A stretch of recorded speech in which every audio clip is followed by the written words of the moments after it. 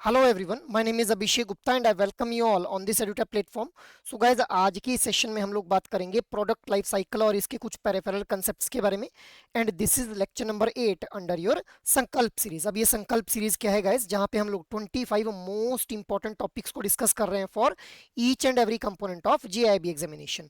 But before moving ahead, I just want to let you know guys कि जब भी हम लोग किसी भी एग्जामिनेशन की प्रिपरेशन करते हैं तो we need to have a proper strategy guys. अब प्रॉपर स्ट्रेटेजी से मेरा मतलब क्या है कि जो प्रीवियस ईयर क्वेश्चंस और मोस्ट इंपॉर्टेंट टॉपिक्स हैं, इन दोनों फैक्टर्स की हम लोगों को जो है वो इन डेप्थ नॉलेज होनी चाहिए गाइस।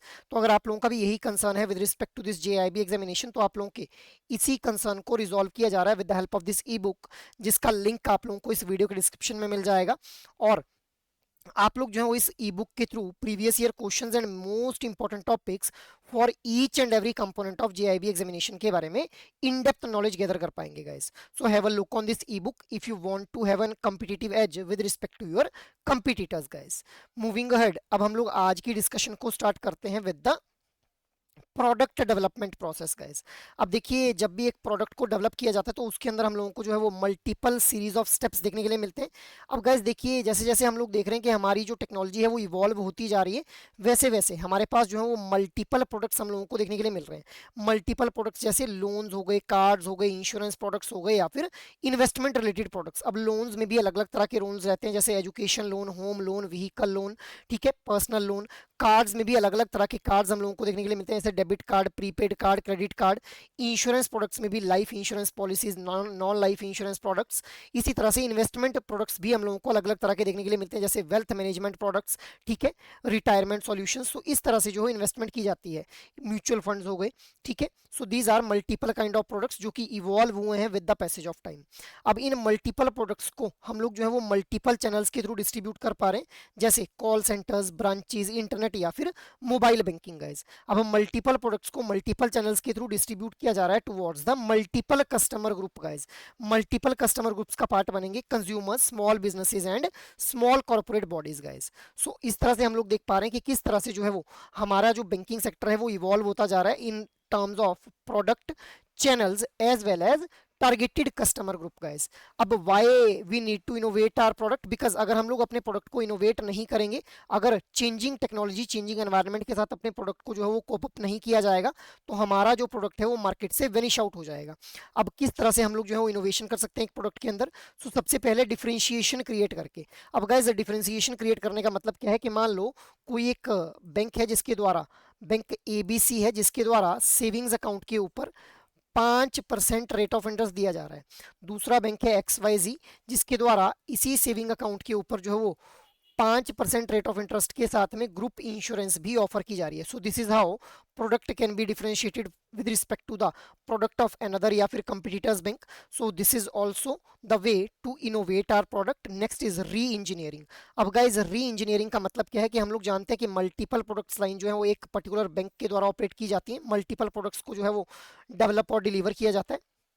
तो अब ऐसे प्रोडक्ट्स जिनके थ्रू हम लोगों को जो है वो डिजायर्ड रेवेन्यू अर्न नहीं हो पा रहा है, उन प्रोडक्ट्स को एलिमिनेट कर दिया जाएगा, और ऐसे प्रोडक्ट्स जिनके थ्रू हम लोग जो है वो बेटर रेवेन्यू अर्न कर सकते हैं, उनको एक्सपेंड किया जाएगा। तो इसको बोलते हैं री इंजीनियरिंग। या फिर अगर मैं प्रोडक्ट के फीचर्स की बात करूं तो कुछ ऐसे फीचर्स हैं जिनकी वजह से कस्टमर्स की नीड को हम लोग सेटिस्फाई नहीं कर पा रहे हैं, तो उन फीचर्स को जो है वो एलिमिनेट कर दिया जाएगा और नए फीचर्स को एड ऑन कर दिया जाएगा। तो इस तरह से री इंजीनियरिंग कैन बी डन, जो एक अलग मेथड हमारा हो जाता है with respect to innovation in our products. Next is pricing. अब गाइस देखिए, प्राइसिंग बहुत ही इंपॉर्टेंट रोल प्ले करता है with respect to our product, because अगर हम लोग एक ऑप्टिमम प्राइस के ऊपर कस्टमर्स को जो प्रोडक्ट और सर्विसेज हैं वो प्रोवाइड करवा पाएंगे, तो अल्टीमेटली हमारा जो कस्टमर है वो हमारे से सेटिस्फाइड फील करेगा गाइज। अब प्राइसिंग किस तरह से हम लोग वेरी कर सकते हैं? जैसे मान लो प्राइसिंग विद रिस्पेक्ट टू, अगर हम लोन्स की बात करें, तो लोन्स के केस में प्राइसिंग क्या हो जाती है? जो भी एक रेट ऑफ इंटरेस्ट चार्ज किया जाता है by the bank from the customers. तो अब मान लो एबीसी बैंक के द्वारा जो लोन है वो, उसके ऊपर जो रेट ऑफ इंटरेस्ट चार्ज किया जा रहा है कस्टमर से वो 12% है। अब XYZ बैंक है जिसके द्वारा 10% रेट ऑफ इंटरेस्ट जो है वो इस लोन के ऊपर चार्ज किया जा रहा है, प्लस मॉरिटोरियम पीरियड में भी जो है वो रिलैक्सेशन कस्टमर्स को दी जा रही है। इसके अलावा अलग अलग तरह के जो चार्जेस हैं उनको भी वेव ऑफ किया जा रहा है।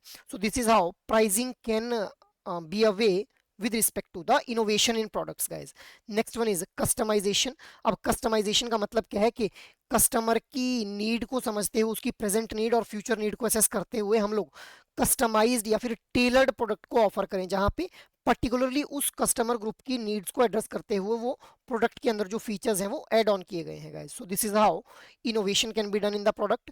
Next is technology upgradation. अब गाइस ऑलरेडी मैंने आप लोगों को बताया कि जैसे जैसे टेक्नोलॉजी अपग्रेड हो रही है वैसे वैसे अगर हम लोग अपने प्रोडक्ट्स में जो है वो अपग्रेडेड टेक्नोलॉजी को इनकलकेट करते चलेंगे तो we can innovate our product. So this is how the products can be innovated guys. ठीक है. अब हम लोगों ने देखा कि मल्टीपल काइंड ऑफ प्रोडक्ट हम लोगों को देखने के लिए मिल रहे हैं. अब इन मल्टीपल प्रोडक्ट्स को सही तरीके से कस्टमर्स तक पहुंचाया जा सके, इसके लिए कस्टमर्स को सेगमेंट करना बहुत जरूरी है गाइज. अब कस्टमर सेगमेंटेशन के बारे में ऑलरेडी हम लोगों ने बात की हुई है.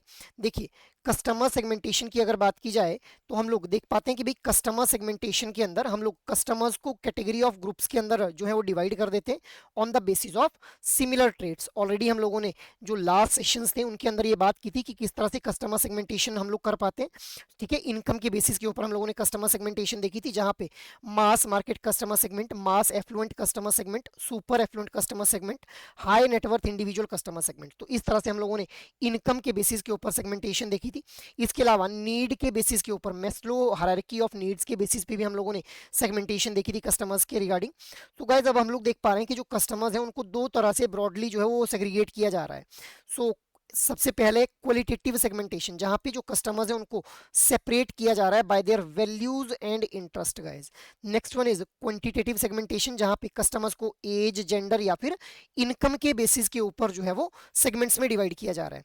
अब ये जो क्वांटिटेटिव सेगमेंटेशन है इसकी हेल्प से हम लोग कस्टमर्स की स्पेंडिंग हैबिट्स, किस तरह से वो खर्चा कर रहे हैं, कितनी फ्रीक्वेंसी में वो खर्चा कर रहे हैं और उनकी बाइंग कैपेसिटी क्या है, उनकी परचेजिंग कैपेसिटी क्या है, इन सारे फैक्टर्स को एनालाइज करके हम लोग जो है वो सही टाइम के ऊपर सही लोन को ऑफर कर सकते हैं to the targeted customer group guys. अब ये जो कस्टमर सेगमेंटेशन है इसका एक हैवी इंपैक्ट हम लोगों को देखने के लिए मिलता है on marketing and sales, customer retention and customer satisfaction guys. So marketing और सेल्स, जैसे अगर हम लोग कस्टमर्स को सेगमेंट्स के अंदर डिवाइड कर देंगे तो ultimately we will be able to market our product as per the category of customers या फिर as per the segment of customers. और हम लोग कस्टमर पर्टिकुलर कस्टमर सेगमेंट्स की नीड को सही से असेस करके कस्टमर्स को रिटेन और सेटिस्फाई भी कर पाएंगे गाइस. ठीक है. So this is how customer segmentation is having a heavy impact on the marketing and sales, retention and customer satisfaction guys. ठीक है. मूविंग अहेड, अब हम लोग आते हैं प्रोडक्ट लाइफ साइकिल के ऊपर गाइस. सो गाइस देखिए प्रोडक्ट लाइफ साइकिल के बारे में पढ़ने से पहले हम लोग ये बात कर लेते हैं कि भाई जैसे एक इंडिविजुअल का एक लाइफ साइकिल होता है, जैसे इंडिविजुअल पहले एक इन्फेंट होता है, उसके बाद वो एडल्टहुड में जाता है, एडल्टहुड के बाद वो ओल्ड एज में जो है वो एंटर कर जाता है, फाइनली जो है वो इंडिविजुअल जो है वो डेथ हो जाती है इंडिविजुअल की. तो इसी तरह से प्रोडक्ट का भी एक हम लोगों को जो है वो लाइफ साइकिल देखने के लिए मिलता है. बट सबसे पहले हम लोग बात करते हैं कि प्रोडक्ट क्या होता है. सो गाइस देखिए anything that has the capacity to provide satisfaction, use and return which is desired by the customer. मतलब एक कस्टमर के द्वारा, जो एक कस्टमर है उसके द्वारा ये डिजायर है, उसकी एक डिजायर है कि भाई मुझे सेटिस्फाई किया जाए. ठीक है. जो मैं यूज करना चाह रहा हूँ वो उस एंटिटी के थ्रू मेरा वो यूज हो जाए. इसके अलावा ऐसी एंटिटी जिसके थ्रू मुझे कुछ रिटर्न भी मिल पाए जो कस्टमर डिजायर कर रहा है. तो ऐसी एंटिटी जो इन सभी फैक्टर्स को सेटिस्फाई करेगी उसको हम लोग क्या बोल देंगे, प्रोडक्ट बोल देंगे गाइस. अब थियोडोर लेविट के अकॉर्डिंग प्रोडक्ट क्या है, which combines tangible and intangible components. It is a complex cluster of value satisfaction. It has the perceived ability to solve the problem for the customers. मतलब एक product उस entity को बोला जाएगा जिस एंटिटी के द्वारा हम लोग जो है वो किसी एक इंडिविजुअल कस्टमर की या फिर ग्रुप ऑफ कस्टमर्स की जो प्रॉब्लम्स है उनको सॉल्व कर पाएंगे गाइस. सो ये हम लोगों ने प्रोडक्ट के बारे में बात कर ली. मूविंग अहेड, अब हम लोग बात कर लेते हैं प्रोडक्ट लाइफ साइकिल के बारे में. सो गाइस देखिए प्रोडक्ट लाइफ साइकिल के अंदर हम लोगों को जो है वो 4 स्टेजेस देखने के लिए मिलती हैं. सबसे पहले introduction stage, next one is growth stage, next one is maturity stage and final is the decline stage. अब यहाँ पे हम लोग इन चारों स्टेजेस को समझेंगे with respect to revenue, sales volume and customer perception. तो सबसे पहले बात कर लेते हैं इंट्रोडक्शन स्टेज के बारे में गाइस. अब देखिए जो इंट्रोडक्शन स्टेज है यहाँ पे हमारा प्रोडक्ट जो है वो न्यूली इंट्रोड्यूस किया गया है मार्केट में. So customers are not that much attracted to our product. Sales के जो वॉल्यूम्स रहेंगे those will be low in this particular stage. जो रेवेन्यू रहेगा that will be less than the cost. अब इसका मतलब क्या है कि जो एक प्रोडक्ट है उसको बनाने के ऊपर, उसको मैन्युफैक्चर, मार्केट, डिलीवर करने के ऊपर कुछ ना कुछ जो खर्चा है वो किया जाता है एक ऑर्गेनाइजेशन के द्वारा. मतलब कुछ ना कुछ एक कॉस्ट इनकर रहती है. तो इस फेज के अंदर, ये जो इंट्रोडक्शन फेज है, इंट्रोडक्शन स्टेज है, इसके अंदर हमारा जो रेवेन्यू अर्न होगा उस प्रोडक्ट से, that will be less than the cost incurred on the product guys. So this is introduction stage. Next one is the growth stage guys. अब देखिए ग्रोथ स्टेज के अंदर जो कस्टमर्स हैं those are getting aware about our product, so sales volume will start to pick up, और जो revenue है that will be at a break even with the cost, मतलब जो रेवेन्यू रहेगा that will be equal to the cost incurred on the product guys. So this is growth stage. Next stage is the maturity stage. अब maturity stage के अंदर हमारे पास एक wider customer base हम लोगों को देखने के लिए मिलता है, जो सेल्स वॉल्यूम है those will be at the peak level, और जो हमारे कॉस्ट रहेगी, ठीक है, that will be less than the revenue, मतलब हमारा रेवेन्यू ज्यादा हो जाएगा, अब कॉस्ट जो इनकर की होगी उससे हमारा जो रेवेन्यू रहेगा वो ज्यादा हो जाएगा, which will ultimately leads to the profit with respect to the particular product guys. So हर एक ऑर्गेनाइजेशन के द्वारा ये एम किया जाता है कि लंबे से लंबे टाइम तक इस मेच्योरिटी स्टेज के अंदर वो प्रोडक्ट उसका बना रहे। After that next stage is decline stage. अब डिक्लाइन स्टेज के अंदर हम लोग देख पाते हैं कि कस्टमर को बहुत ज्यादा कोई फर्क नहीं पड़ रहा है कि वो हमारे ही प्रोडक्ट को यूज करे, अगर हमारा प्रोडक्ट अवेलेबल है then it's fine, otherwise that customer will switch towards the alternative product guys. Next is sales volume की अगर मैं बात करूं तो वो भी सेचुरेट कर जाएंगी इस पर्टिकुलर फेज के अंदर, और जो रेवेन्यू है that will enter into the stagnation phase guys, ठीक है, तो रेवेन्यू भी स्टेग्नेट हो जाएगा हमारा। अब अगर डिक्लाइन फेज के अंदर हम लोगों ने अपने प्रोडक्ट के ऊपर ध्यान नहीं दिया तो हमारा जो प्रोडक्ट है वो पॉसिबली डेथ की तरफ जो है मूव ऑन कर जाएगा, और अगर पॉसिबली डेथ की तरफ मूव करता है तो उस केस में हम लोगों को रीपोजिशनिंग स्ट्रेटेजीज यूज करनी रहती है, जिनके थ्रू हम लोग अपने प्रोडक्ट को फिर से पोजीशन कर दें in this maturity stage guys. So ये हम लोगों ने 4 स्टेजेस के बारे में बात की under this product life cycle.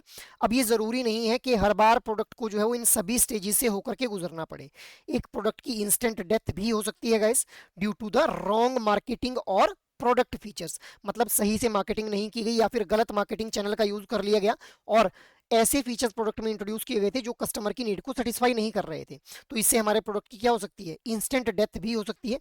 इसके अलावा हमारा प्रोडक्ट जो है ऑब्सोलेसेंस भी जो है वो ऑब्जर्व कर सकता है, मतलब आउटडेटेड होने की वजह से हमारा जो प्रोडक्ट है उसकी प्री मेच्योर डेथ हम लोगों को देखने के लिए मिल सकती है due to the fast changing technology. तो चेंजिंग टेक्नोलॉजी के साथ अगर हम लोग अपने प्रोडक्ट को इनकलकेट नहीं करेंगे सो उस वजह से हमारा जो प्रोडक्ट है वो ऑब्सिलेंस फेस कर सकता है गाइस, ठीक है। So I hope this product life cycle and its all 4 stages are clear to you all. Moving ahead next हम लोग बात कर लेते हैं प्रोडक्ट लाइफ साइकिल के अंदर ही कोर वर्सेस ऑगमेंटेड प्रोडक्ट्स के बारे में। सो गाइस देखिए कोर प्रोडक्ट्स क्या हैं, कोर प्रोडक्ट नाम से ही समझ आ रहा है, मतलब एक ऑर्गेनाइजेशन के द्वारा जो मेन बिजनेस किया जा रहा है उसी को क्या उसके उस बिजनेस किया जा रहा है किसी भी प्रोडक्ट में, उसी प्रोडक्ट को हम लोग क्या बोल देंगे, कोर प्रोडक्ट बोल देंगे। So core product defines what kind of business we are actually in. अगर मैं बैंकिंग सेक्टर की बात करूं तो कासा, एफडी और RD, retail loans and overdraft. CASA क्या है, current account and savings account, FD, RD, retail loans और ओवरड्राफ्ट, तो ये हमारे पार्ट हो जाते हैं कोर प्रोडक्ट का गाइस। अब ये ऐसे प्रोडक्ट्स हैं जिन जो which are indispensable to the customer and hence are the evergreen products guys. अब इसका मतलब क्या है कि भाई अगर एक इंडिविजुअल के द्वारा बैंकिंग प्रोडक्ट्स को अवेल करना है उस इंडिविजुअल कस्टमर ने, तो ये ऐसे प्रोडक्ट हो जाते हैं कोर प्रोडक्ट जो कि यूज करने ही पड़ेंगे कस्टमर को किसी भी और प्रोडक्ट या सर्विस को यूज करने से पहले गाइस। सो इसीलिए हम इनको क्या बोल देते हैं, एवरग्रीन प्रोडक्ट भी बोल देते हैं guys. So these are having a stable life in the growth cycle. Growth cycle के अंदर ये जो कोर प्रोडक्ट्स रहते हैं इनकी एक स्टेबल साइकिल हम लोगों को देखने के लिए मिलता है, स्टेबल लाइफ देखने के लिए मिलती है। Next one is augmented products. अब देखिए गाइस ऑगमेंटेड प्रोडक्ट्स के अंदर we use to combine 2 core products and adding the value. तो जो हमारे ऑगमेंटेड प्रोडक्ट्स हैं वहां पे हम लोग 2 कोर प्रोडक्ट्स को ऐड ऑन कर लेंगे और उसके साथ में कुछ वैल्यू एडिशन के लिए भी प्रोडक्ट और सर्विसेज या फिर फीचर्स उसके अंदर जो है ऐड ऑन कर दिए जाएंगे। फॉर एग्जांपल देखिए पहले क्या था कि जो एटीएम कार्ड थे इनको कंसिडर किया जाता था कि भाई ये वैल्यू एडिशन के लिए प्रोवाइड किए जा रहे हैं, मतलब सेविंग्स अकाउंट जब भी ओपन अप किया जाता था तो जो हमारा ये एटीएम कार्ड रहते थे ये उन्हीं कस्टमर्स को प्रोवाइड की जाती है जिनको एक वैल्यू प्रोवाइड करनी होती थी बैंक के द्वारा। बट आज की डेट में अगर हम लोग देखें तो लगभग सभी कस्टमर्स को सेविंग अकाउंट के साथ में जो है वो एटीएम कार्ड्स प्रोवाइड किए जाते हैं, डेबिट कार्ड्स प्रोवाइड किए जाते हैं। So earlier these ATM cards were the part of core product but nowadays these are the part, earlier these were the part of augmented product but now these are the part of core product guys। अब for example अगर मैं augmented product के लिए example देखूं तो banking account के साथ में इंटरनेट और मोबाइल बैंकिंग और साथ में ग्रुप और हेल्थ इंश्योरेंस या फिर लाइफ इंश्योरेंस प्रोवाइड कर दी जाएगी, तो इसको हम लोग क्या बोल देंगे, अब ऑगमेंटेड प्रोडक्ट बोल देंगे गाइस, ठीक है। सो आई होप ये कोर और ऑगमेंटेड प्रोडक्ट के बीच में जो डिफरेंस है वो आप लोगों को क्लियर है guys.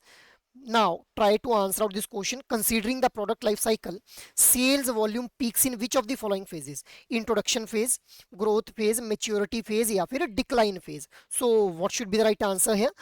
The right answer will be option number C, that is maturity stage. तो जो sales के volume है वो peak stage के ऊपर होंगे, कौन से phase के अंदर? Maturity phase के अंदर, guys. ठीक है? Moving ahead, next question is, which of the following are considered augmentation of saving account product by a bank? So your statements are ATM cards, internet and mobile banking, life insurance. So your options are 1 and 2 only, 1 and 3 only, 2 and 3 only, 1, 2 and 3, guys. So what should be the right answer here? The right answer will be option number C, that is 2 and 3 only. अब अभी मैंने आप लोगों को बताया कि जो ATM cards थे इनको पहले ऑगमेंटेड प्रोडक्ट का पार्ट माना जाता था सेविंग अकाउंट के साथ में, but nowadays these are the part of core product, guys. ठीक है? अब आज की डेट में इनको हम लोग क्या बोलते हैं? कोर प्रोडक्ट का पार्ट बोलते हैं. सो दैट इज वाई हमारा जो इंटरनेट और मोबाइल बैंकिंग है या फिर जो लाइफ इंश्योरेंस है ये हमारे ऑगमेंटेड प्रोडक्ट हो जाएंगे in addition to the savings account, guys, saving account product के साथ में. ठीक है? That is why option C will be the right one here. Moving ahead, now there is a case study, guys. Innovate Electronics, a tech company, recently launched a new smartwatch, Time Sync, on 1st August 2025. The product is in its early stage, following the product life cycle model, जहाँ पे introduction stage, growth stage, maturity and decline stage. Initial customer perception is low, sales volume is minimal, and revenue barely covers the cost. The marketing team aims to maximize its life cycle. A survey shows 20% awareness, 10% sales growth, and competitors launching similar products. The company must decide on strategies to avoid the obsolescence due to the fast changing technology. So guys, this is a case study with respect to the Innovate Electronics, जिसके द्वारा एक नई smart watch launch की गई है with respect to this time sync. ठीक है? अब यहाँ पे प्रोडक्ट लाइफ साइकिल को लेकर के आप लोगों के सामने जो ये केस स्टडी दी गई है. Now try to answer out this question, guys. In which product life cycle stage is time sink currently? तो अभी करंटली जो है ये टाइम सिंक की जो स्मार्ट वॉच है ये कौन सी स्टेज के अंदर है प्रोडक्ट लाइफ साइकिल के? Growth stage, maturity stage, introduction stage या फिर decline stage. So what should be the right answer here? The right answer will be option C, that is introduction stage. So introduction stage के अंदर अभी हम लोगों को देखने के लिए मिल रही है because customers are not that much aware about our product in this particular stage. ठीक है? और जो हमारे sales volume रहते हैं वो भी हमारे low रहते हैं और जो हमारा revenue रहता है that is generally less than the cost, guys. ठीक है? जो cost incur की होती है. तो इस टाइम के ऊपर करंटली अगर हम लोग केस स्टडी को देखें तो हमारी जो ये टाइम सिंक नाम का प्रोडक्ट है it is in the introduction phase, guys. ठीक है? Next is, what should Innovate Electronics aimed for to extend time sync life cycle? So ये जो time sync नाम की जो स्मार्ट वॉच है इसके लाइफ साइकिल को एक्सटेंड करने के लिए इस ऑर्गेनाइजेशन को क्या करना चाहिए? Repositioning strategies, instant death, obsolescence या फिर stagnation. So what should be the right answer here? The right answer will be option number A, that is repositioning strategies use की जानी चाहिए सो दैट फिर से जो ये हमारा जो ये प्रोडक्ट है इसको हम लोग कहाँ पे ले आए? जो है मेच्योरिटी स्टेज के अंदर लेकर के आ जाएं, क्योंकि हम लोगों ने 4 स्टेजेस देखी, इंट्रोडक्शन, ग्रोथ, मेच्योरिटी और डिक्लाइन. तो रीपोजिशनिंग करके हम लोग अपने प्रोडक्ट को कहाँ पे लेकर के आते हैं? मेच्योरिटी स्टेज के अंदर. सो हम लोगों को जो है वो रीपोजिशनिंग करनी पड़ेगी, रीपोजिशनिंग स्ट्रेटेजीज को ऑप्ट करना पड़ेगा. ठीक है? सो दैट हम लोग इस ये जो हमारी टाइम सिंक नाम की स्मार्ट वॉच है इसका जो लाइफ साइकिल है इसको एक्सटेंड कर पाए. ठीक है? Next is, what strategy can prevent time sink from declining prematurely? Time sink नाम की जो स्मार्ट वॉच है इसको प्रीमेच्योर डिक्लाइन से क्या स्ट्रेटेजी जो है बचा सकती है? Ignore customer feedback, enhance marketing and product features, maintain low awareness, reduce sales volume. तो किस तरह से जो है वो ये जो प्रोडक्ट है इसकी प्री मेच्योर डिक्लाइन को बचाया जा सकता है, guys? So what should be the right answer here? The right answer will be option number B, that is enhance marketing and product features के थ्रू. तो अगर हम लोग मार्केटिंग और जो प्रोडक्ट मार्केटिंग है उसको एनहांस करेंगे, प्रोडक्ट के फीचर्स में जो है वो री इंजीनियरिंग करेंगे, तो डेफिनेटली हम लोग जो है इसकी प्री मेच्योर डिक्लाइन को प्रिवेंट करवाएंगे, guys. So option B will be the right one here. Next question is, what is company's goal during the growth stage? अब ग्रोथ स्टेज के टाइम के ऊपर कंपनी का गोल क्या रहता है? To maximize the cost, achieve a wide customer base, focus on decline या फिर ignore awareness. So what should be the right answer here? The right answer will be option number B, that is achieve a wide customer base. So growth stage के अंदर एक organisation का goal क्या रहता है कि भाई वो एक ज्यादा कस्टमर बेस को जो है वो अचीव कर पाए, मतलब एक उसका जो कस्टमर बेस है उसकी जो वाइडरनेस है वो इंक्रीज होती हुई देखने को मिले, यही गोल रहता है ताकि कस्टमर अवेयर हो जाए हमारे प्रोडक्ट के बारे में। So that is why option B will be the right one है। ठीक है, next question is what is the primary customer perception challenge for time sink. Your options are indifference, wide base, not attracted yet, या फिर stagnation. So what should be the right answer है? The right answer will be option number C, that is not attracted yet. तो अभी तक हमारा जो ये time sink नाम का स्मार्ट वॉच है इसके बारे में बहुत ज्यादा कस्टमर्स को पता नहीं है, हमारे कस्टमर्स बहुत ज्यादा अट्रैक्टेड नहीं है इस प्रोडक्ट के प्रति। ठीक है, so that is why option C will be the right one है। So guys this is all for today session. Apart from this, अगर आप लोग किसी भी तरह की गाइडेंस चाहते हैं with respect to your JIB preparation, तो आप लोग जो है EduTap की वेबसाइट के ऊपर विजिट कर सकते हैं, जहां पे कोर्सेज नाम का टैब आप लोगों को देखने के लिए मिलेगा। अब जैसे ही आप लोग इस कोर्सेज नाम के टैब के ऊपर जाएंगे तो यहाँ पे आप लोगों को जो है वो JIB कोर्सेज का ऑप्शन देखने के लिए मिलेगा। So you will be scrolling down this JIB courses के ऊपर, जैसे ही आप लोग क्लिक करेंगे तो you will be scrolling down, जहाँ पे आप लोगों को जो है वो JIB के लिए कंप्लीट मास्टर कोर्स देखने के लिए मिल जाएगा, जहाँ पे INDIFS, PPB, RBWM और AFM चारों कंपोनेंट्स के लिए लाइव क्लासेस, कंसेप्ट नोट्स और मॉक टेस्ट आप लोगों को प्रोवाइड करवाए जाएंगे गाइस।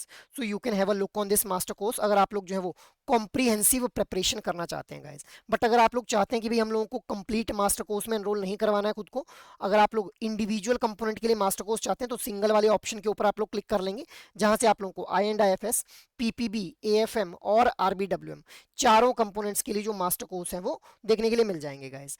अब इसके अलावा अगर आप लोग मास्टर कोर्सेज में अभी एनरोल करते हैं, अभी का मेरा मतलब क्या है कि देखिए गाइज ये जो ऑफर था वैसे ये 13 to 15 अगस्त 2025 तक चलाया गया था as a freedom sale from the EduTap, but now this offer has been extended from 16th of August to 18th of August guys.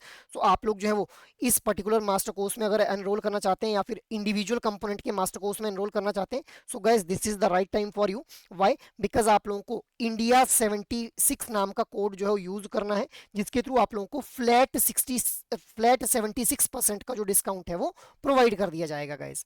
So hurry up guys if you want to get yourself enrolled in any kind of master course with respect to your JIB preparation. So this is all from my side for this particular session. I hope ये session आप लोगों को अच्छे लग रहे हैं। अगर actual में ये सेशन आप लोगों को पसंद आ रहे हैं तो इन सेशंस को आप लोग लाइक, शेयर और सब्सक्राइब कर लीजिए। और अगर आप लोगों की कोई भी क्वेरी है तो आप लोग मेल कर सकते हैं hello@edutap.co.in के ऊपर। जय हिंद।